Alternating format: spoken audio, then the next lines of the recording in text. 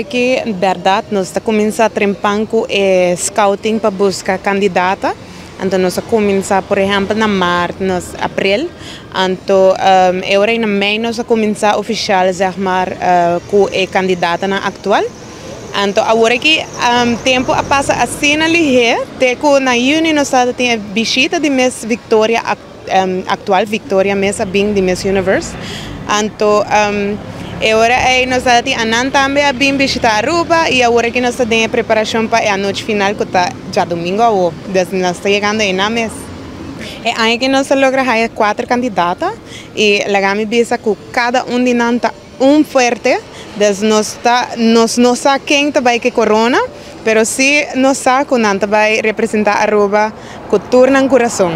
Well, está começando sowieso com diferente workshop e les com o organizador mesmo, National Director, com a Anushka Coleman.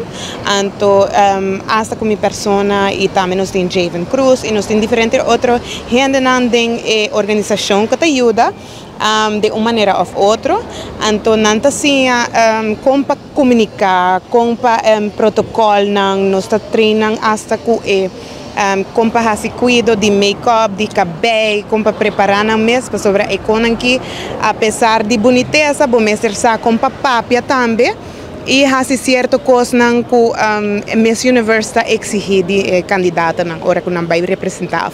Nunca há papel hopi bom mês último que ela vai representar Aruba na México. Então ela logra classificar em top 30 por de 130 outros países rond o mundo. E depois disso aqui também ela logra o Silver Award para Voice for Change. Qual também atrove 130 países e ela logra o second place minuto herra com o Silver. E já como a compreender de damas não essa também a motivar não para sobre aqui que passa oportunidade aqui de abrir diferentes plataformas para não mas desarrollar personalmente, pero profissionalmente também. Que me pensei, me quer a maioria tá como dizer motivação para assim seguir representar Aruba também. Minha invitação para o público de Aruba está com reach out na cada de candidatos, não? Me avisa no número. Nós temos sequência de noite final. Está começar com Sammy Van Pinksteren. Então depois nós temos Hannah Arends.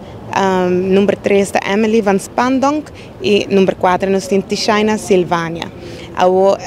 Se você deseja de bem a noite final, me está invitado para comunicar com de nós com a organização de Miss Universe Aruba, of minha persona, Giandra Figueroa.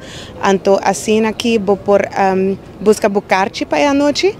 Está toma lugar na passeio gerência de ballroom e também a noite está começar às 7 horas. Portanto, lo abre 6 horas. E me avisa, tome a oportunidade para contactar a outra viagem para sobre nos cupo está limitado. Nós não vai ter hobby stool das não que tem tá wake em vivo e isso não que não bem wake lo wake para amanhã.